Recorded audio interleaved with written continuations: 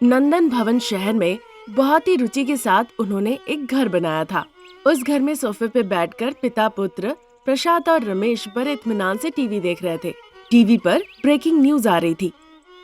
अभी breaking news मिली है, एक बैल ना जाने कहां से आया और आके लोगों को भीड़ में मारने लगा। ये कहां से आया ये बात हमें पता नहीं, पर भीड़ में लोगों की वो जान ले रहा है। ये खबर हमें मिली है, आप सभी लोग सावधान रहे। जरूरत ना पड़ने पे आप लोग अपने घर से बाहर ना निकले और अगर बहुत जरूरत पड़े तो अकेले निकले। उस बैल को देखते ही तुरंत आके पुलिस स्टेशन में कंप्लेन करे। ये सुनने के बाद रमेश कहता है, ऐसा क्यों कहा उन्होंने कि भीड़ देख के वो लोगों को मार रहा है? क्या बैल ऐसे होते हैं पिताजी? होते हैं बेटा, तरह तरह के बैल होते हैं। लोगों को देखकर उन्हें लगता है लोग मारेंगे, इसीलिए डर के मारे वो मारने लगता है। ऐसा सुना था, देखा भी था। कई सालों बाद फिर से ऐसी खबर आ रही है। जब इधर बातचीत चली रही थी तभी इधर बहुरानी अनामिका गर्मा गर्म कॉफी ले आती है। फिर वो उन्हें गर्मा गर्म कॉफी देके किचन में वापस चली जाती है। सासू माँ शारदा जो किचन में ही थी उससे पूछती है, बहू, बाप बेटा क्या कर रहे हैं? ऑफिस के लिए रेडी हो रहे हैं? नहीं माँ जी, वो सोफे पे आराम से बैठ के टीवी पे बैल देख रहे हैं और कह रहे हैं कि कौन सा बैल दूध देने वाला है। बैल क्यों दूध देगा? तुमने ठीक से सुना है ना? मैंने अपने कानों से सुना माँ जी। आपका बेटा पूछ रहा था, ये बैल दूध देता है पिताजी? फिर पिताजी ने कहा, हाँ देता है, मैंने अपनी आँखों से देखा है। अभी भी वो लोग इसी चीज को लेकर बातचीत कर रहे हैं, खुद ही जाके देख लीजिए ना। आज ये बाप बेटा ऑफिस जाना भूल गए हैं क्या?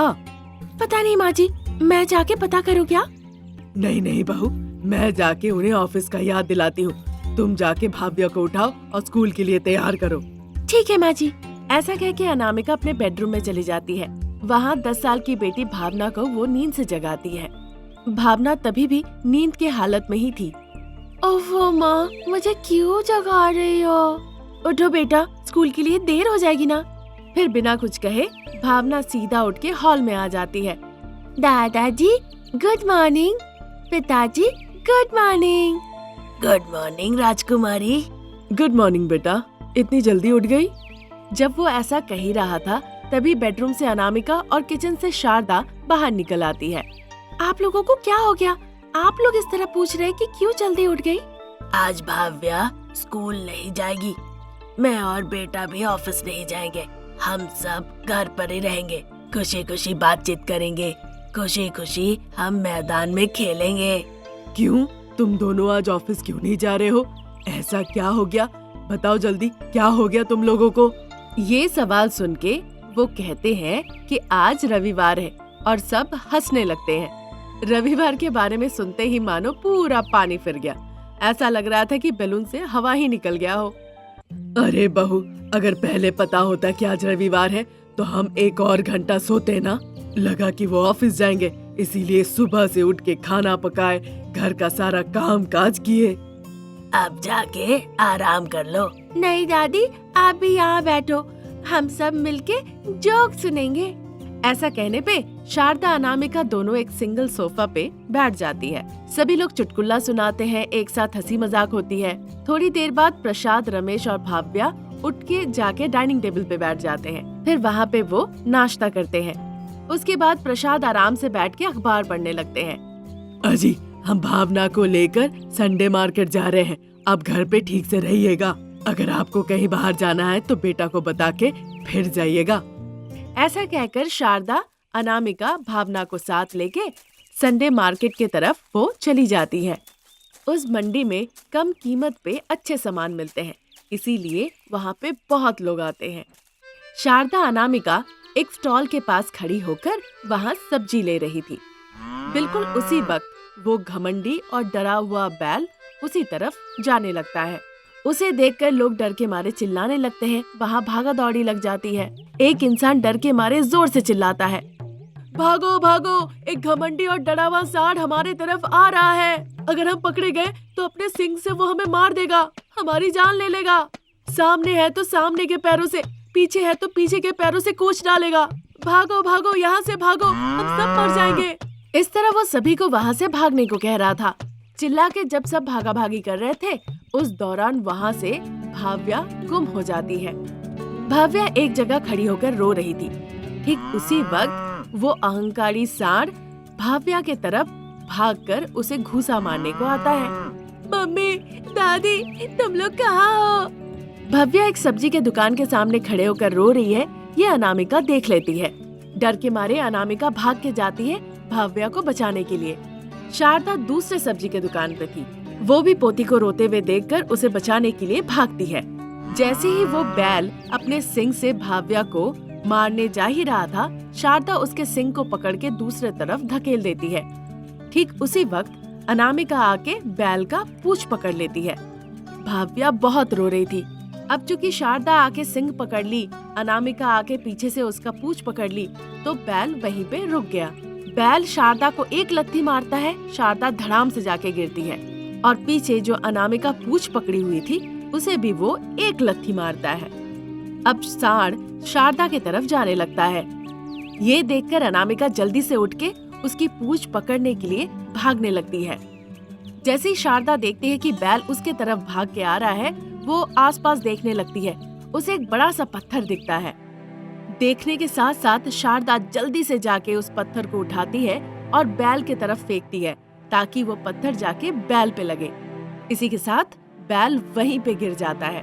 उस दौरान पुलिस एक पिंजरा लेकर वहाँ पहुँच जाते हैं और बैल को अंदर डाल लेते हैं। सास बहू की बहुत सराहना करते हैं और वहाँ से चले जाते हैं।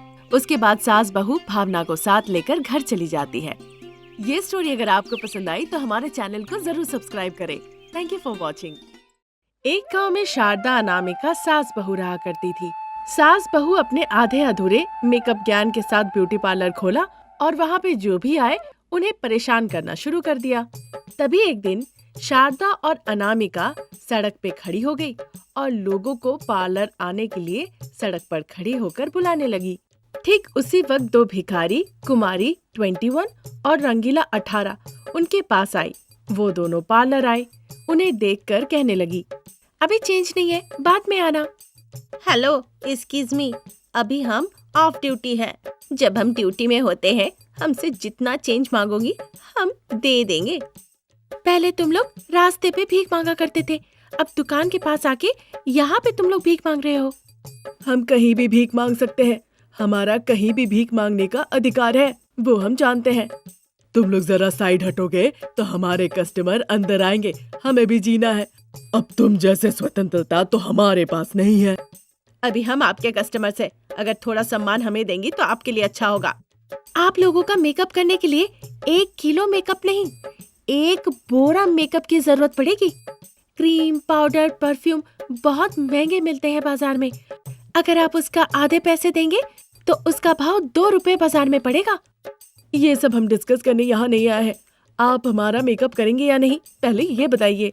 उनकी ऐसी बातें सुन के सास बहू थोड़ा साइड में जाके अपने में चर्चा करती है।